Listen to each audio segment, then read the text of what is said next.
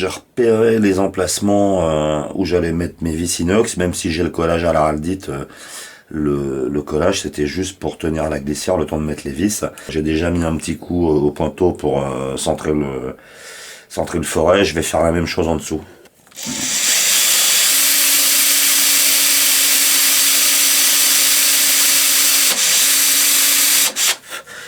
Alors, je vais utiliser de la vis diamètre 3, longueur 16, inox à 2.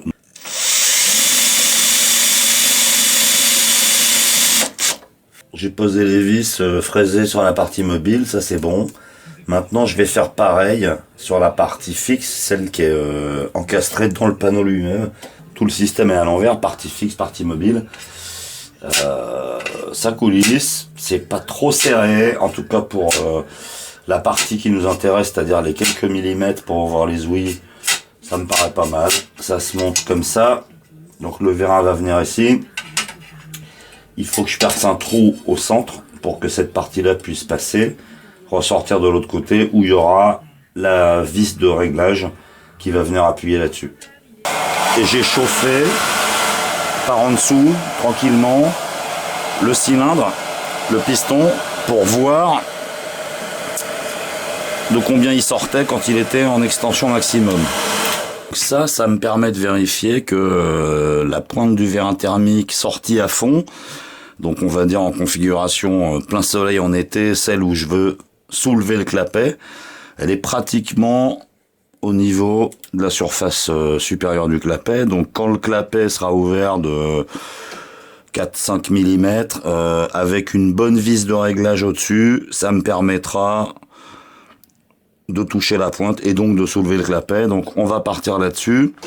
J'ai coupé 2 morceaux de cornière, alors c'est du 20/30, contrairement au reste qui était en 20/20, qui vont venir se superposer, qui seront fixés ensemble, collés, qui vont venir au-dessus de l'axe du vérin. On fera 2 trous ici et là fraisés pour les fixer sur le valchromate, et au milieu on aura un trou taraudé à 5 mm dans lequel viendra une vis de réglage inox. J'ai choisi des cornières 20/30 parce que je les avais en stock, mais surtout parce qu'elles font 2 mm d'épaisseur au lieu de 1,5 pour les 20/20. C'est-à-dire que quand on va empiler, coller et brider ces 2 cornières, ici j'aurai 4 mm, et comme on va avoir un filetage au centre, ça fera 4 mm fileté plutôt que 3. Donc je vais utiliser un tarot machine de M5, en fait, 5 mm de diamètre, pas métrique. Tarot machine, ça veut dire qu'en une opération, il fait l'ébauchage, le dégrossissage et la finition. Et je vais essayer de me mettre le plus vertical possible. Donc là, je tiens le tarot. Ça peut se faire à la perceuse aussi. C'est pas mal parti, ça force pas. Là ça commence puisqu'on attaque la partie, donc on revient en arrière pour casser les filets.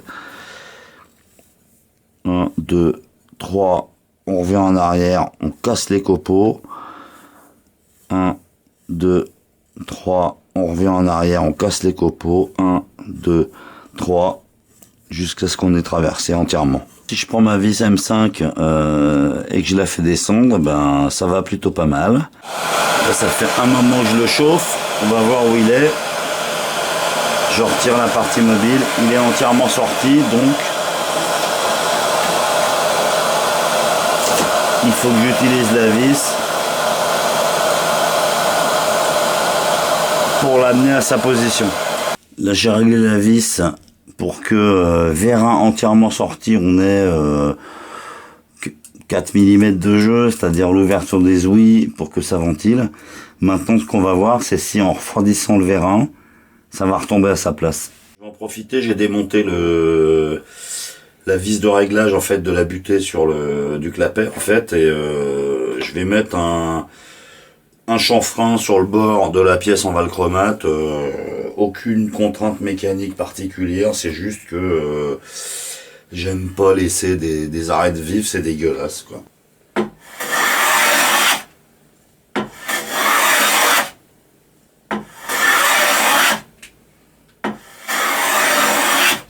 Avant de pouvoir m'occuper des ressorts, en fait, il faut que je m'occupe des joints, puisque les joints entre le clapet, la partie mobile et la partie fixe vont venir comme ça.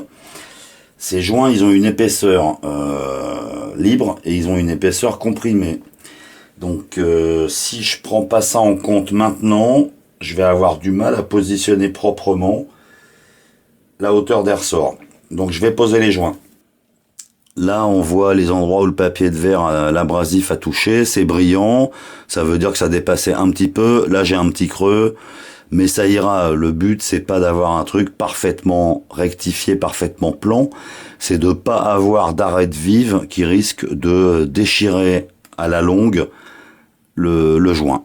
Petit coup d'acétone avec un sopalin plié en, je sais pas, 8, 16, on en met un peu, on mouille, ça suffit largement. On n'oublie pas d'éteindre sa cigarette. Et je vais simplement frotter, ça dégraisse.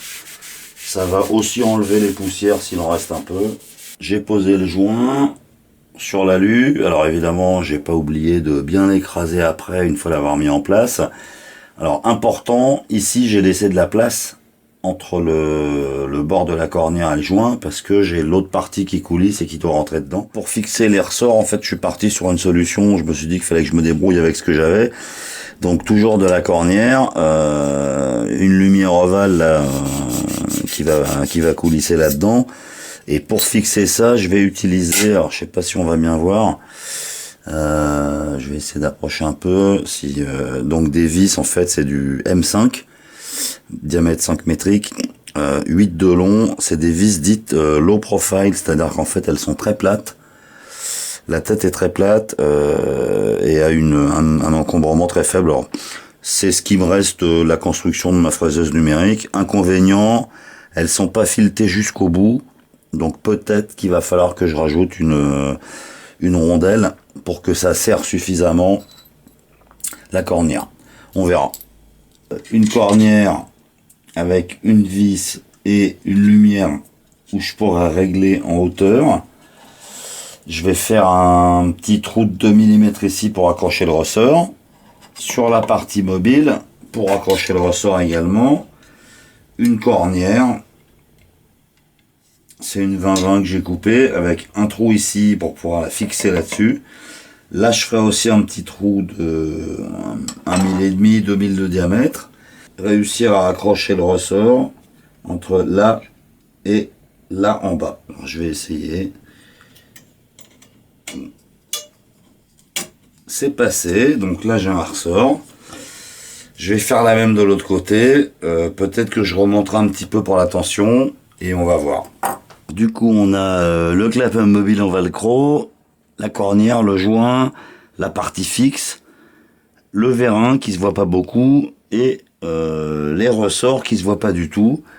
Donc je vais chauffer, on va voir si ça sort et on va voir après. Faudra être très patient si ça revient. Le ressort est suffisamment costaud, enfin les deux ensemble, pour ramener le clapet en position quand le vérin se refroidit.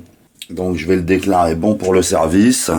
J'ai juste un dernier détail, c'est ici la vis dépasse légèrement, donc je vais mettre un coup de lime, je vais les couper à ras des deux côtés.